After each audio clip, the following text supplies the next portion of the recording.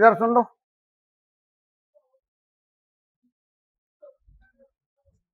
देखो अब ये मोल प्रभाज या मोल अंश, ये दोनों के नाम से पूछा जाता है, सवाल भी आता है मोल प्रभाज या मोल अंश के नाम से, ठीक है। तो इधर देखो, अब यहाँ पे देखो, तुम्हें हमने बता ही दिया सबसे पहले, चैप्टर का नाम क्या है, विलयन। अगर विलयन है तो विलयन के बारे में बात चल रही, देख लो, विलय विलायक इक्वल विलयन होता है ना। अगर ये शब्द तुम भूल गए तो समझो चैप्टर गया। आप इधर सुनो, देखिए दो चीजें हैं, अब बातें ना करो तब समझ में आएगा। इसमें विलायक है, इसमें विलय, और इधर देखो, ये जो नीचे लिखा है विलयन के कुल मोलों की संख्या, कहने का मतलब विलय और विलायक के मोलों की संख्या है। सुन लो, विलयन दो चीजों से बना होता है ना। जब विलय का मोल प्रभाज पूछ रहा है तो देखो विलय के मोलों की संख्या ऊपर है करके देखो, जब यहाँ विलायक का मोल प्रभाज है तो विलायक के मोलों की संख्या ऊपर है, और नीचे क्या है, ये नीचे क्या है, विलयन। और विलयन के कुल मोल, विलयन दो चीजों से मिलके बना कि नहीं बना, देखो ऐसे, इधर को ध्यान दो, विलयन बराबर क्या था, विलय प्लस विलायक। अब आप जानते हो जहां विलयन लिखा है वहां पे हम विलय प्लस विलायक लिख सकते हैं, तभी लिखा है विलयन के कुल मोलों की संख्या, यानी इसके मोल और इसके मोल दोनों के नीचे हैं। और सुनिए, ये जितने यानी विलय और विलायक है दोनों के कुल मोल यहां होंगे। अगर हम इसके मोल, इसका मोल प्रभाज निकालना है तो इसको ऊपर कर लेते हैं, अगर इसका निकालना है तो इसको ऊपर कर लेते हैं, और नीचे दोनों में सेम वही है, विलयन। तभी देखो इसकी परिभाषा को थोड़ा समझना पड़ेगा। वो कहता है, इधर देख लो यार क्या कर रहा है,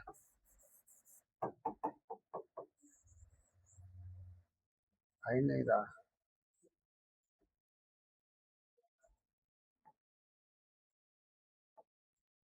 इधर देखो, कहता विलयन में उपस्थित, अभी हमने यहां लिखा था विलयन बराबर विलय प्लस विलायक, कहता विलयन में उपस्थित विलय या विलायक, सुन लो बातें नहीं करो, विलयन में उपस्थित विलय या विलायक दोनों के एक साथ बोलना है। विलयन में उपस्थित विलय या विलायक के मोलों की संख्या, देखो दोनों में लिखा है, तथा विलयन में उपस्थित कुल मोलों की संख्या, ये तो दोनों में है कुल मोल, कुल मोलों की संख्या के अनुपात को, ये बटे में होता तो अनुपात होता, के अनुपात को विलय या विलायक का मोल प्रभाज कहते हैं। फिर देखो, किसी विलयन में उपस्थित विलय या विलायक के मोलों की संख्या तथा विलयन में उपस्थित कुल मोलों की संख्या के अनुपात को अब विलय या विलायक का मोल प्रभाज कहते हैं। अगर एक की परिभाषा बताना चाहो विलय के मोल प्रभाज की तो सिर्फ इतना बोलोगे, विलयन में उपस्थित विलय के मोलों की संख्या तथा विलयन में उपस्थित कुल मोलों की संख्या के अनुपात को विलय का मोल प्रभाज कहते हैं। अगर विलायक का मोल प्रभाज बताना चाहे तो कहता है विलयन में उपस्थित विलायक के मोलों की संख्या तथा विलयन में उपस्थित कुल मोलों की संख्या के अनुपात को विलायक का मोल प्रभाज कहते हैं। तो आप अलग अलग परिभाषाएं चाहो तो इनकी लिख सकते हो, लेकिन मोल प्रभाज जब कहोगे तब दोनों की लिखनी है एक साथ। कहता किसी विलयन में उपस्थित विलय या विलायक के मोलों की संख्या तथा विलयन में उपस्थित कुल मोलों की संख्या के अनुपात को विलय या विलायक का मोल प्रभाज कहते हैं। याद हो जाएगी परिभाषा, कोई कठिनाई है, कहो फिर से, किसी विलयन में उपस्थित विलय या विलायक के मोलों की संख्या और विलयन में उपस्थित कुल मोलों की संख्या के अनुपात को विलय या विलायक का मोल प्रभाज कहते हैं। है ना, इस तरह याद होगी। और सुन लो, इसे किससे प्रदर्शित करते हैं, जीटा। और इसको थोड़ा बनाने में प्रॉब्लम होती, थोड़ा सा ऐसे बनाओगे, थोड़ा देखो ऐसे करके ऐसे कर दे, ऐसे बनाओगे तो बन जाएगा, समझ रहे हो ना। ये जीटा है, और नहीं तुमने ऐसे बनाया तो यक्स जैसा लगेगा, थोड़ी कोनी टेढ़ी हो कोनों की कर दो वो चल जाएगी, तो ऐसा ये जीटा है, इस ऐसे जीटा से इसे प्रदर्शित किया जाता है। क्या पढ़ते हैं इसे, जीटा पढ़ते हैं, यक्स नहीं, ठीक है। तो अब आप इधर देख लो, तो अब इधर इधर ध्यान दे दो, यहाँ पे जैसे ये लिखा है विलय का मोल प्रभाव, तो यहाँ हम इसको जीटा लिख सकते हैं। अच्छा ये बताओ, मोलों की संख्या बनाना आता है, बताओ कैसे बनाया जाता है, मोलों की संख्या बताओ, मोलों की संख्या प्रदर्शित किससे करते हैं, यन से, ये यन से प्रदर्शित करते हैं।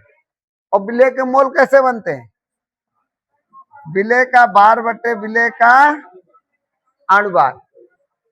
इधर देखो, विलय के भार को स्मॉल डब्लू और उसके विलय के अणुभार को यम से, चाहे विलय हो चाहे विलायक हो, उनके सबके अणुभार को यम रहता है। अब इसी तरह इधर देखो, यन बराबर चाहे कैपिटल डब्लू करो, चाहे विलय का हो चाहे विलायक, मतलब विलय का भार होगा और बचे विलय का अणुभार। यहाँ पे विलायक का भार है तो विलय का विलायक का अणुभार, तभी आपके ये मोल बनेंगे। सुन लो क्या बनेंगे, मोल। इनमें हर एक सवाल में मोल बनाना सीखना होगा। ऊपर लिखा है विलय के मोलों की संख्या, नीचे लिखा है विलयन के मोलों की संख्या। जब विलय और विलायक दोनों के मोल जोड़ दोगे तब बनेगा कुल विलयन। क्या बनेगा, विलयन काय से बना होगा, विलय और विलायक से। तो यहाँ पे मोलों की संख्या बनाना बहुत जरूरी, क्योंकि विलयन के कुल मोल चाहिए और विलायक के मोल चाहिए और विलय के मोलों की संख्या चाहिए। बात समझ में आ रही कुछ,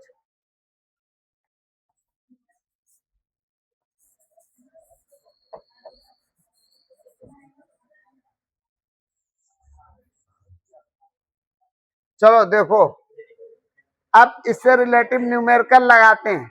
सुनो, यही फार्मूले रहेंगे, आई ना बात समझ में, कुछ नहीं इसमें करना, ऐसा ही लिखना है, यही ठीक है। चलो सवाल लगाओ इसके, आपके सवाल हैं 5।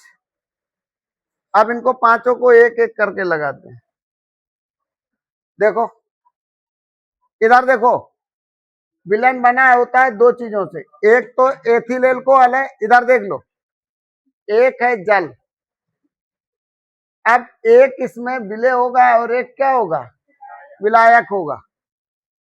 तो आप चाहे जो उन्हें का मान लो, उससे कोई मतलब नहीं होता है, हमें इनके मोल बनाने हैं। तुम्हें क्या करना है, मोल बनाने हैं। तो पहले एथिल अल्कोहल के मोल बनाओ। किसके मोल बनाओगे, एथिल अल्कोहल के। जब हल करोगे तो देखो ऐसे, और एथिल अल्कोहल का सूत्र क्या है, C2H5OH। देखो एथिल अल्कोहल 46 ग्राम एथिल अल्कोहल है, 36 ग्राम जल के विलयन में दोनों अवयवों के मोल प्रभाव चाहिए तुम्हें, दोनों अवयव। तो सुनो, एथिल अल्कोहल के सबसे पहले मोल बनाएंगे तो ऐसे लिखते हैं, स्मॉल n और C2H5OH। अब यहाँ पे सुनो, ये n है मोल, तो ये क्या है, एथिल अल्कोहल। तो कहता है एथिल अल्कोहल के मोल, और बराबर क्या लिखोगे, एथिल अल्कोहल का अणुभार, नहीं एथिल अल्कोहल का भार। देखो C2H5OH का भार बटे जो यहां दिया जाए उसी को लिख लेते हैं यहाँ पे सूत्र बनाते समय, ठीक। तो C2H5 OH का अणुभार। ये हम तुमको अणुभार निकालना बता चुके हैं सब। तो हम अणुभार इसका निकाल के हमें बताओ। देखो एथिल एल्कोहल के मोल हैं, आप इसका भार देखो कितना है एथिल एल्कोहल का, 46 लिख लेते हैं 46। लेकिन इसका अणुभार भी 46 आएगा। एक सी का कितना होता है परमाणु भार, 12, और H कितने हैं इसमें 6, 5 ये मिला के 6, ठीक। तो 12 दूनी 24 और 6 30, और O का 16 हो गया 46। तो पूरा हम 46 लिख लेते हैं यहाँ पे। अब यहाँ पे मोल आ जाएंगे 1, है ना। कितने मोल हो गए, N बराबर 1 मोल।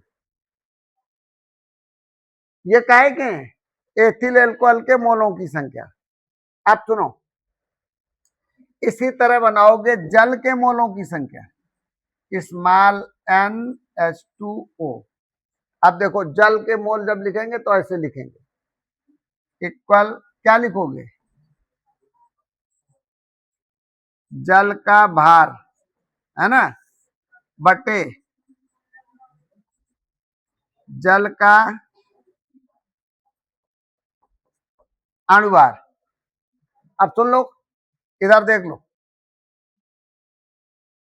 अणुभार निकालना आता ही है। जल का भार देखो कितना है 36। जल का देखो O का परमाणु भार 16 और H का 1 होता है, तो H 1 में 2 का गुणा कराओगे तो 2H हो गए। H का कितना परमाणु भार हो गया 1, तो इसमें 2H है तो 2 हो गए, और O का 16, 16 और 2 18, कितना आ जाएगा 2 मोल। देख लो जल के मोल ये हो गए तुम्हारे 2। अब हमें इसमें क्या निकालना है, ऐसे तो पहले मोल बनाना सीखो। अब सब मोल बना लोगे, हैं। यहाँ देखो एथिल एल्कोहल का भार ये है, तो एथिल एल्कोहल का अणुभार ये है तो 1 आ गया। जल का भार देखो उसमें 36 ग्राम लिखा, ये लिख लिया। जल का अणुभार कितना है 18, तो भैया 2 मोल आ गए। तो ये जल के मोल हैं और ये किसके मोल हैं, एथिल एल्कोहल के मोल।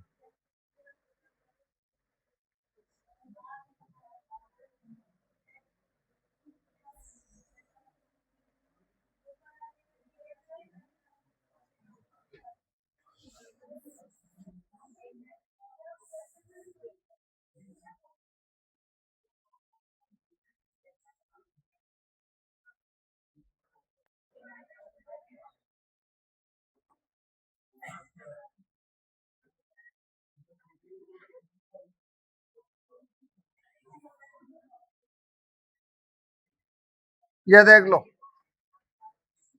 ये एथिल एल्कोहल के मोल हैं और ये जल के मोल हैं। अरे तुम लोगों ने लिख लिया कि नहीं। अब देखो इधर देखो, अब हमें मोल प्रभाज, इनके दोनों के मोल प्रभाज निकालने हैं। तो मोल प्रभाज निकालने के लिए क्या करोगे, एक्स जीटा क्या लिखोगे,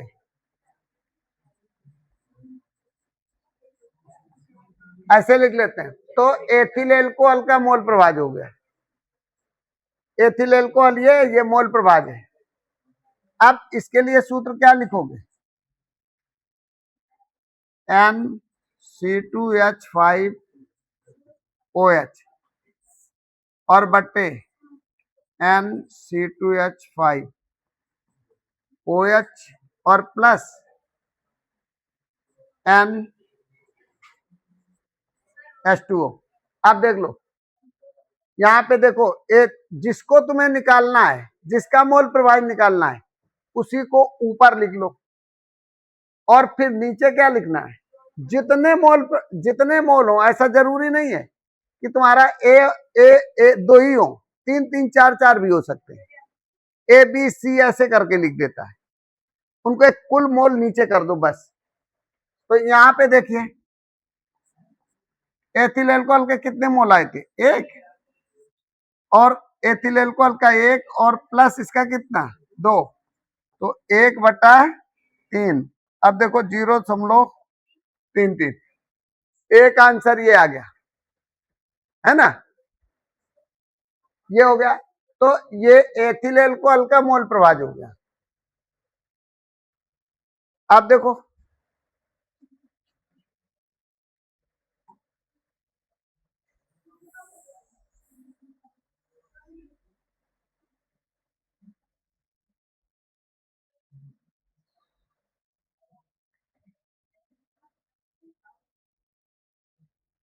अब देखो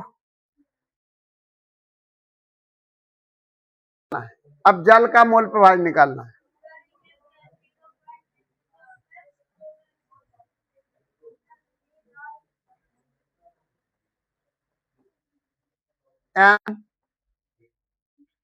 H2O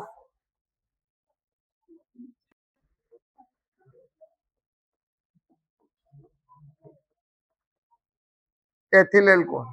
इधर देखो, अब यहाँ पे ऊपर क्या करोगे, जल के मोल कितने हैं, दो, तो हमने लिख लिया ऊपर दो। अब ये H2O, ये 2 मोल ये हो गया और 1 मोल ये, टोटल मिला के कितना हो गया, 3, तो 0.66। इनके आगे कुछ मात्रक नहीं लिखना होता है, ठीक है, ये लगा लो।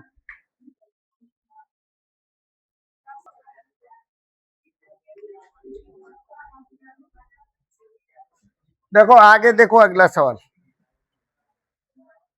बिल्कुल सेम उसी तरह का है। इधर देखो,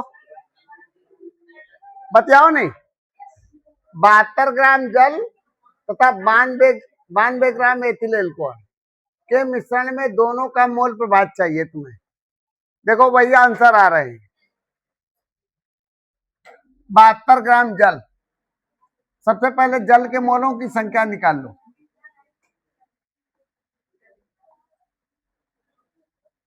देखो H2O लिख लो, जल का भार बटे जल का अणुभार। इधर देखो, जल का भार कितना है, 72 ग्राम, जल का अणुभार 18, 4 मोल आ गए। कितने आ गए, 4 मोल। अब इसी के आगे देख लो, इसके बाद एथिल अल्कोहल का के मोल निकाल लो। स्मॉल n C2H5OH,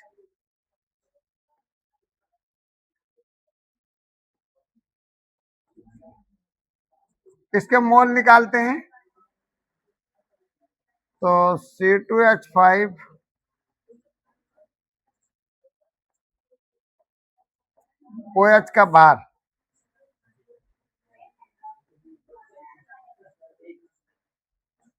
का अणुभार, देखो बेटा इसका कितना है, 92, ये है 46, 2 मोल आ गए।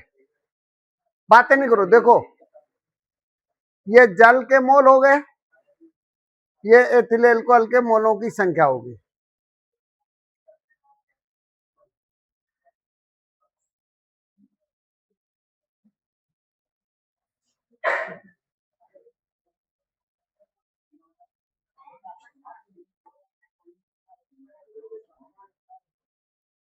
अब देखो,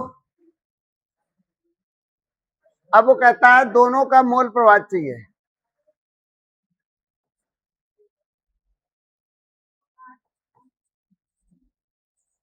ये जल का मोल प्रभाव है, जल का मोल प्रभाव लिखोगे तो यहां लिखोगे NH2O, फिर लिखोगे NH2O प्लस NC2H5OH, जल के मोल कितने हैं? 4। एथिल एल्कोहल के मोल कितने हैं? 2। देख लो, 4 बटे कितना लिखोगे? 6। कै बार जाएगा? 0.66। ये जल का मोल प्रभाज हो गया। देखो,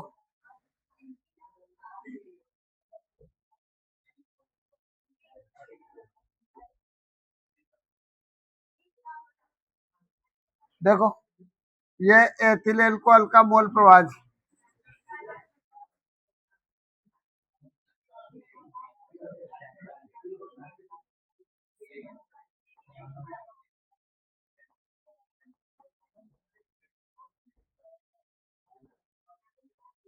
NC2H5OH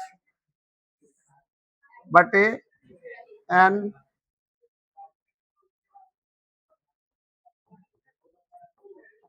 प्लस NH2O।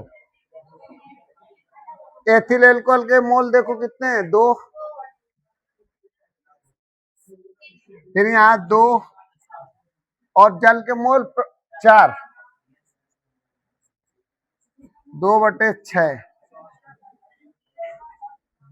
0.33। ये निकाल लो, लगा लो।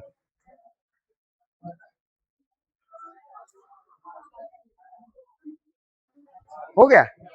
अब तो समझ में आ रहा होगा ना?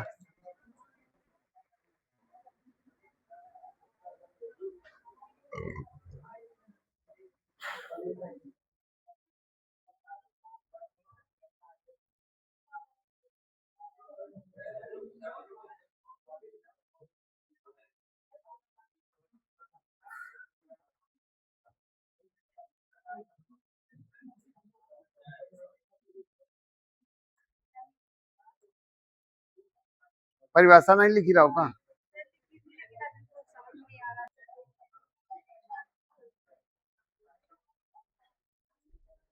देखो बेटा, अगला अगला सवाल देखो। ये देख लो, बातें नहीं करो। अब ये देख लो, 450 ग्राम जल में एसीटोन के 5.8 ग्राम घोले गए, है ना। कहता विलयन में जल तथा एसीटोन के मोल प्रभाव ज्ञात कीजिए। अब इनमें दोनों का अपना देख लो, वैसे ही मोल निकालने। इधर देखो, जब हल करोगे लो शब्दों में लिख देते हैं।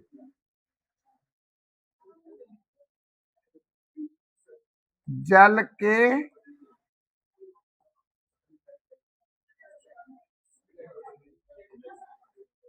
मोलों की संख्या देख लो, या तो स्मॉल एन लिखो, इसी को हम लिखते हैं स्मॉल एन।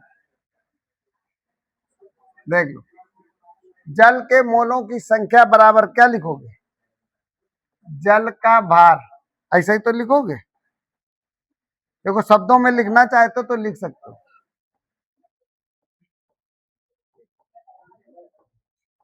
जल का भार बटे जल का अणुभार। अब देख लो, यहां पे जल का भार कितना है? 450 ग्राम। जल का अणुभार कितना है? 18। बताओ, 18 दूनी 36, 90 कितना आ जाएगा? है 25। कितने तो मोल होंगे? देख लो, जल के मोल ये हो गए। अब देख लो, 5.8 ग्राम क्या गुला है? एसीटोन। क्या गुला है? एसीटोन। तो देखो, अब क्या करोगे? एसीटोन के मोलों की संख्या।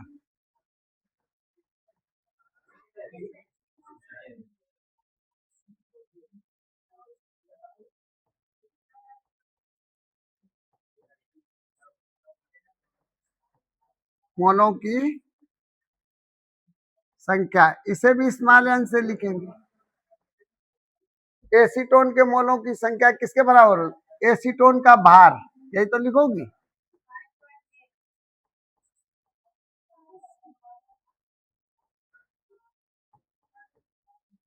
फिर एसीटोन का अणुभार। अच्छा ऐसा करते हैं, नीचे सूत्र लिख लें। एसीटोन का सूत्र ये होता है CH3COCH3 का अणुभार। बताओ जोड़ के 58 आ रहा।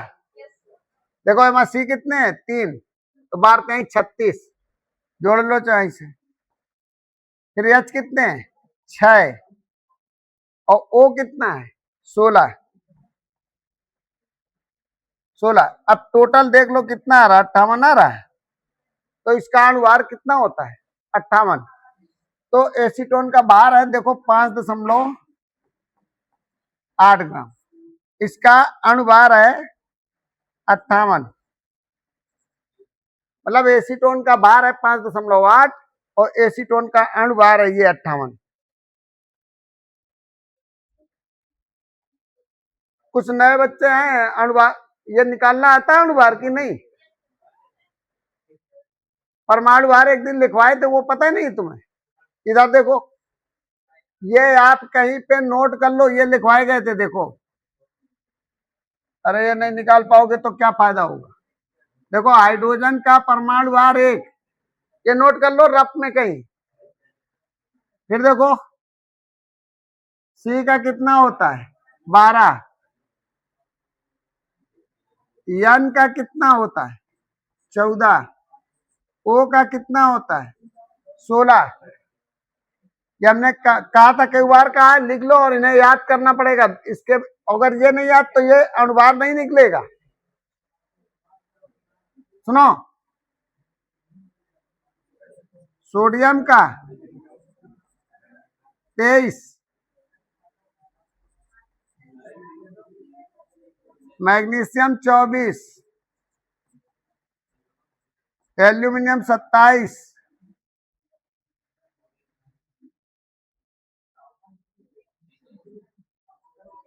Phosphorus 31, sulphur 32, Cl 35.5। देख लो, ये नोट करना है।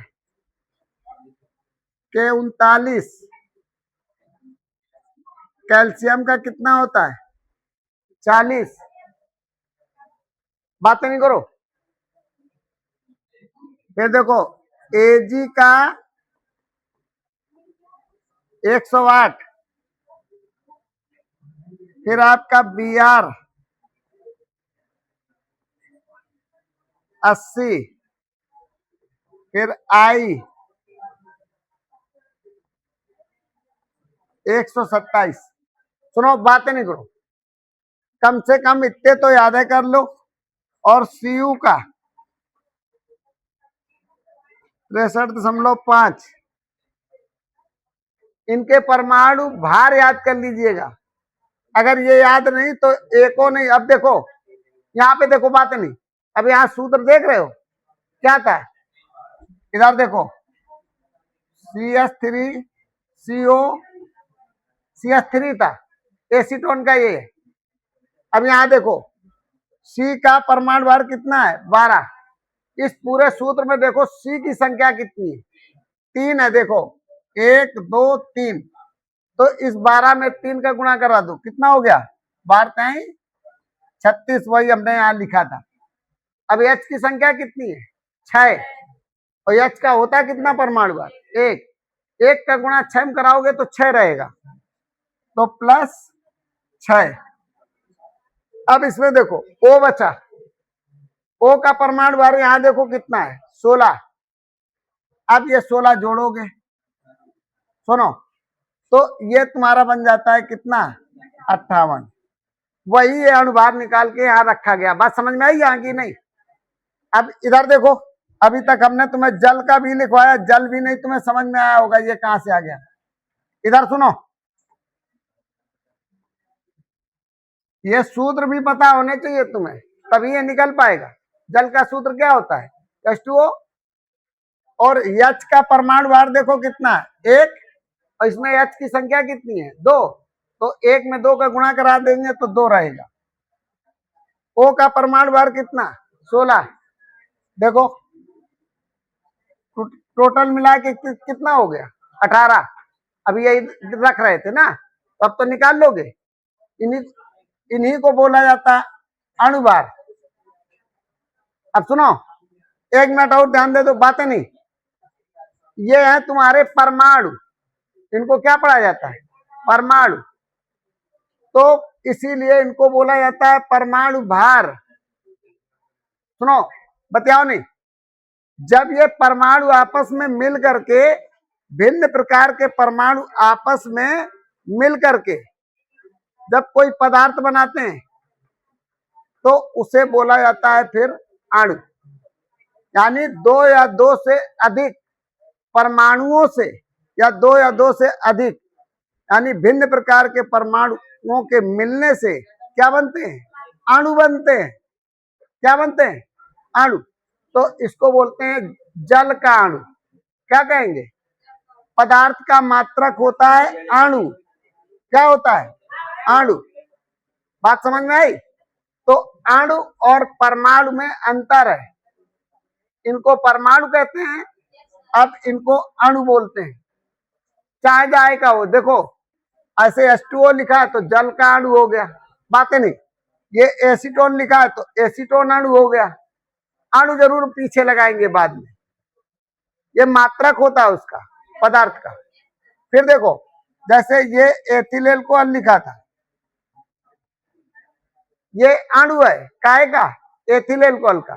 अब इसमें देखो, अब ये बन जाएगा यौगिक।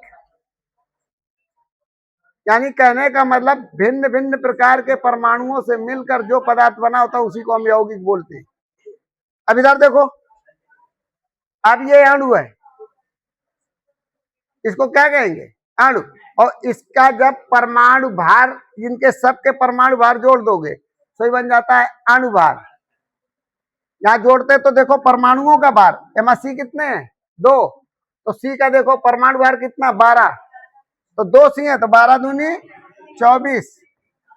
या सब देखो यहाँ कितने, 5 ये और 1 ये लास्ट में, अच्छा 6 हो गए टोटल यार। तो 6 ये हो गया, तो इसका परमाणु भार 1 है तो ये 6 रहेगा। अब O बचा, O का परमाणु भार कितना, 16। अब देखो ये 46 हो गया। तभी कहा जाता है एथिल अल्कोहल का अणुभार कितना, 46। जल का अणुभार कितना, 18। एसीटोन का अणुभार 58।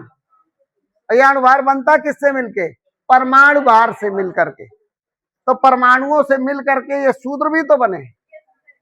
बात आई समझ में कुछ। तो ऐसे निकाले जाते हैं अणुभार, और ये हमें रटे होने चाहिए पहले से। अगर रटे नहीं तो फिर ये अणुभार आप निकाल नहीं पाओगे, ठीक है। अब वो अपना तुम समझो, हमारा काम था, हमने बता दिया। इधर देखो, तो अब इसको हटा दें, है ना। अगर ना लिखा हो तो नोट कर लो इसे, ध्यान रहे। अब ये रेप्लिकार है, हमने तुम्हें बता दिया कि ऐसे निकालना है, याद रखना है।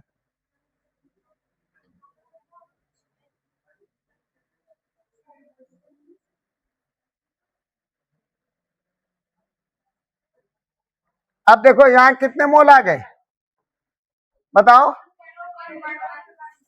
0.1 मोल। यानी कहने का मतलब जल के मोलों की संख्या 25 और एसीटोन के मोलों की संख्या 0.1। अब वो कहता है देखो, जल तथा एसीटोन दोनों के मोल प्रभाव चाहिए। तो इधर सुनो, अब आप लिखोगे जल का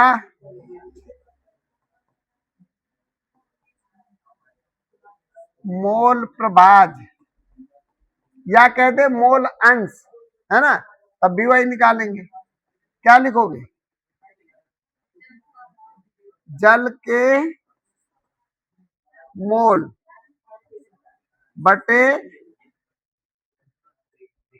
जल के मोल और प्लस एसीटोन के मोल, अर्थात मोलों की संख्या यहां लिख सकते हो, यहां है ना, ऐसा भी लिख सकते हो।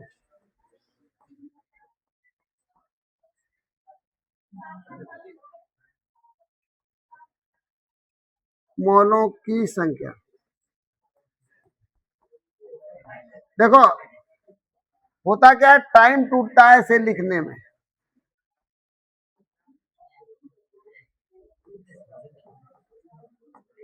अब देखो, अब पूरा पूरा थ्योरिकल हो गया। तो जल के मोल कितने आए थे, देखो 25। एक ऐसे भी भाई सवाल लगा लेते हैं। फिर इधर देखो जल के मोल कितने हैं, 25। एसीटोन के मोल कितने हैं, 0.1। ये 25 बटे 25.1 है ना। एक जीरो ऊपर बढ़ाओ, 250, 251। बताओ 0,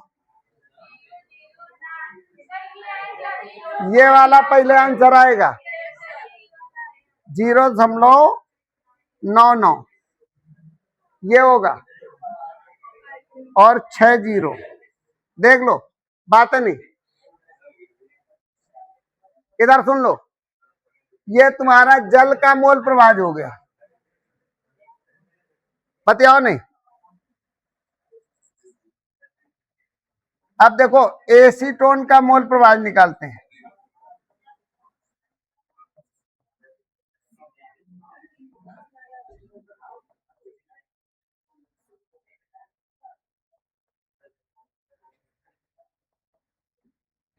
तो एसीटोन के मोलों की संख्या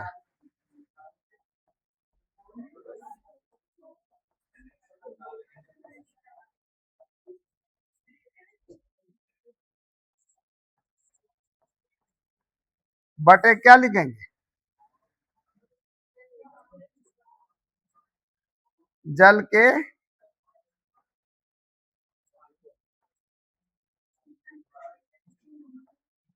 मोलों की संख्या प्लस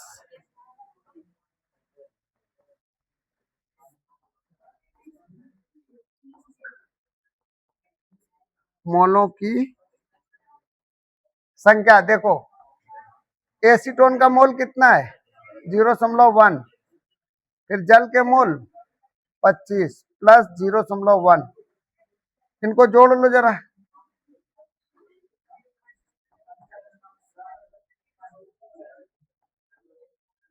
ये दशमलव खत्म कर दो, कितना आ जाएगा, 1 बटा, बताओ कितना आएगा, 0. सही है ये, 398। ठीक है, ये देख लो, बातें नहीं करो बेटा।